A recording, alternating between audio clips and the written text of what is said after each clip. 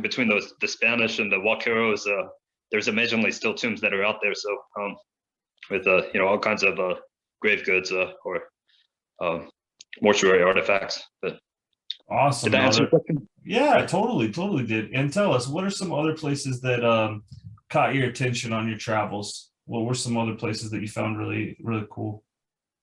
Well, going down the coast, I guess I guess you all like you who's listening know that I don't the Peruvian coast, it's very dry. It's like there's the current off the Peruvian coast. It's there's almost no rain. There's like literally drips a year, except in El Nino years. But so it's very dry all along the coast, so it preserves everything well. So there's another site called Chanquillo, which is near Sichin, and near Cosma. It's about, I want to say, 500 or 600 kilometers north of Lima, and it's Chanquillo. It's got a solar calendar, which is these, I think, 12 kind of stone towers that are laid out, so they could mark off based on where the sun is. Like when it goes between these two towers, they know how many days have passed between each tower. So, which, I mean, you would think of that they could just count the days, but they have that solar calendar there. And then there's this gigantic fortress, like a kind of circular.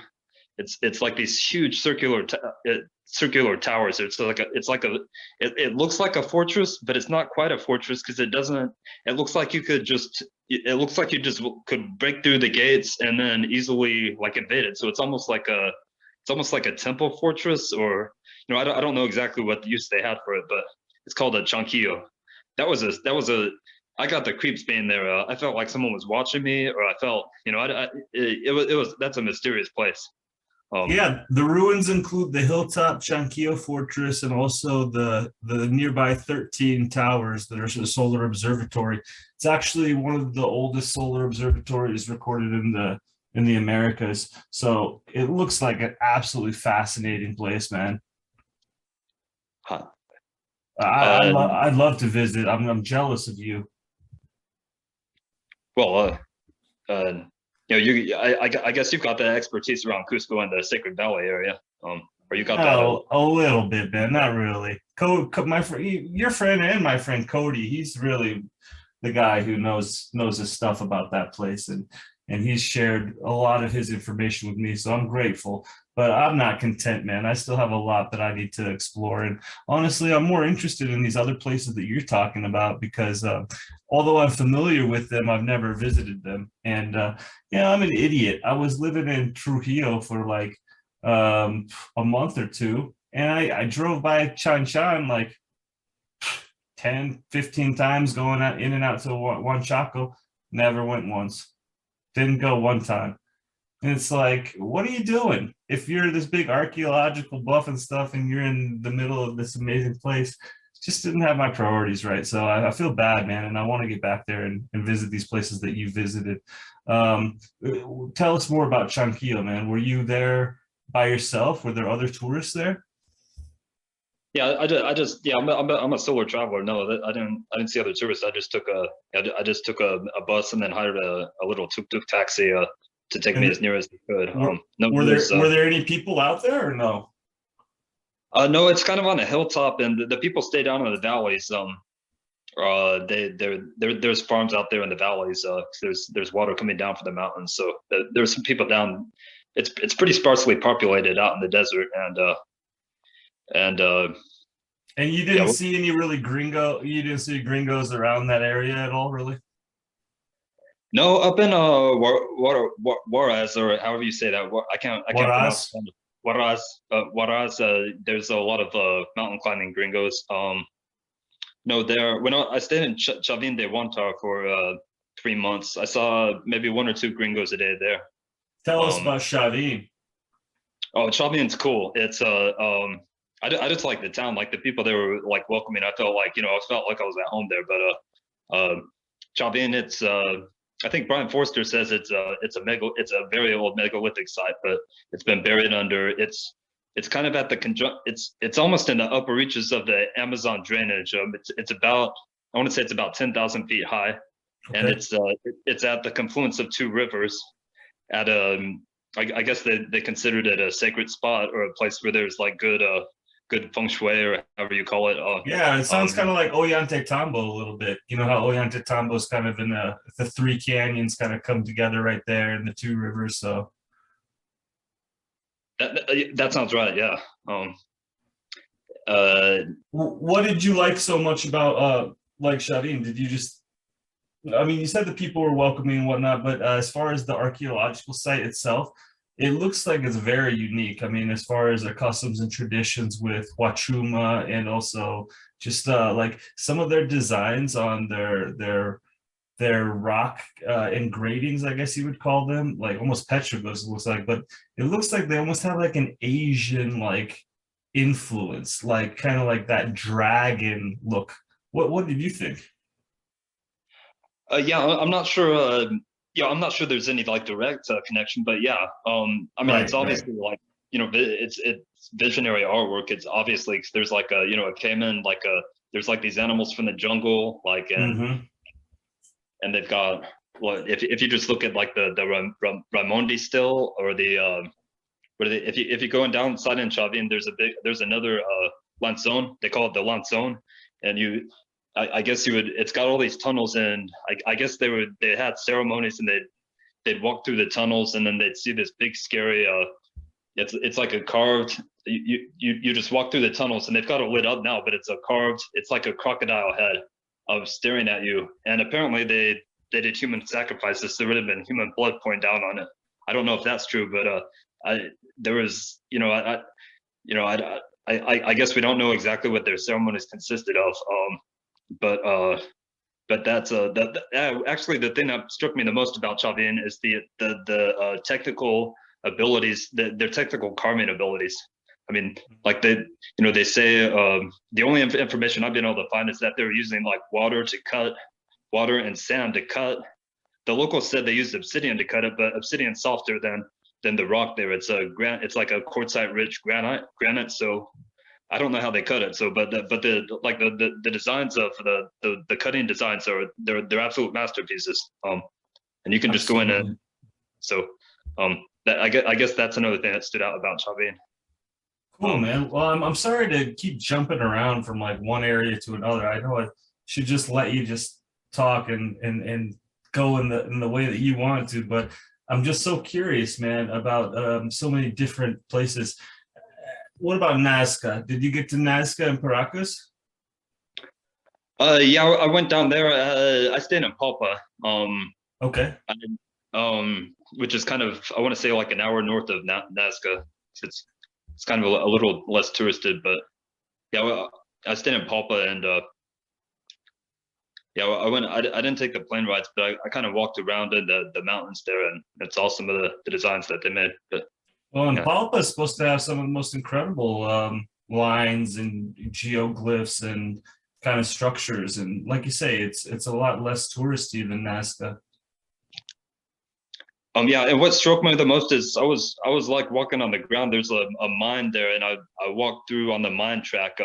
Sadly the miners they did their trucks right through the lines, but I followed the mining tracks and to each side of the tracks there's just really dense paintings or like whatever you call it on the ground geoglyphs. It's not just Mhm. the big lines that you see. It's little 10-foot long, uh, human octopuses or kind of all these cool kind of like man animal. The density those people had a mania for carving out on the ground. It's way more than you can see by satellite. Uh, that's what struck me there. It's fascinating. And I know it's such a tragedy because when I've taken the Pan American Highway a couple of times traveling from Lima to Cusco by bus, and each time we go right through the lines. Literally, the Pan American Highway cuts right through the Nazca lines. So it's kind of disappointing that they didn't preserve it as well as maybe they should have, but I mean, whatever. Peru's gonna Peru, and there's no point in a gringo telling them how they should have, built their um, communities and things like that. I give Peru a lot of credit. I think that those people do a lot with what they're given, and it's a lot of times it's not their judgment or their call. It's the government, and they're not always thinking things through. Very similar to here, right? So yeah, man, it is what it is. But awesome. Let's continue, brother. What are some other cool sites that you went to? I know you went to so many. What are some more obscure ones that maybe people have never heard of that you thought were cool? Um, Another one called Tinyash, which is not far from Chavin. It's on a mountain overlooking the Marañón River. It's about 12,000 feet high. It's these chupas, like these funerary or basically mummy houses carved out of stone. And it's like skyscrapers, like 3 or 4 story tall towers, like done in a circular fashion. It's I mean, like it's hard to describe in words and in pictures. You kind of have to go to Tinyash to know what it is, but it's a very I felt like I was being watched the entire. I was actually scared being there. To be honest, I didn't feel safe. I felt like I felt like it was in The Shining, like someone's gonna pop out with a ghost is gonna pop out. That place is haunted. It's called Tinyash. I would say, I don't mean to be like supernatural, but I felt I felt like there was some kind of spirit, like some spirit there that was watching me, or it sounds it sounds I crazy. hear you, brother. So how do you spell the name of this? Do you know? Tinyash. The locals have all kinds of legends about it. I think they don't go up there. So Tinyash, Peru. yeah. And it's got a beautiful view of the Cordillera Blanca. You can see all the highest mountains in Peru. You can see like from north to south that whole thing. So there's whoever was living at Tinyash had a good they wanted to have a good view of the locals say it was giants living there, but I don't know if that's the case, but Very cool, man. That sounds like a fascinating spot. Awesome. Well, what are some other places that you didn't get to, but you're gonna go next time on your next trip? I don't know if I'm going to go there, but the Sacred Valley, that's obviously a beautiful place. It looks like it might be over touristed. So, but I want to go to see those all those carvings that you're showing, like those cool places that you talked about before, like Kanka, I think it's called. The buck with you and your mother, Oyante Tombo, all those places. I'd love to go see those places.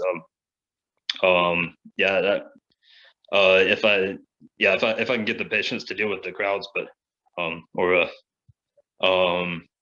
and down in the I didn't get to go down in the jungle this time. That's obviously a mystery, like what was happening in the Amazon at that time. But and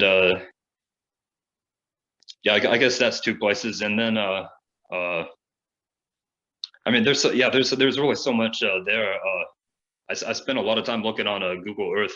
That there's just a huge density of archaeological sites. There's no way you can go see all that in one lifetime. I'd like to go back to Chavin de Huantar. I love that city. I love that town.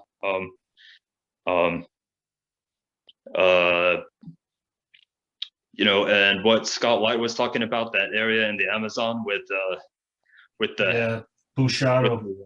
The Pushara, yeah, that area sounds cool. With the petroglyphs there, it sounds yeah, it's I guess that's more for biological. That sounds like a biologically fascinating place, but and I guess in terms of archaeology, yeah, the Cusco area, like to go there. How about you? Yeah, it's a good question, man. I feel bad. I gotta get to Pumapunku and Tiwanaku in Bolivia. But as far as in Peru specifically, there's so many spots that I have to see. Definitely want to see Nazca and Palpa and spend more time there and go to Paracas, see the museum.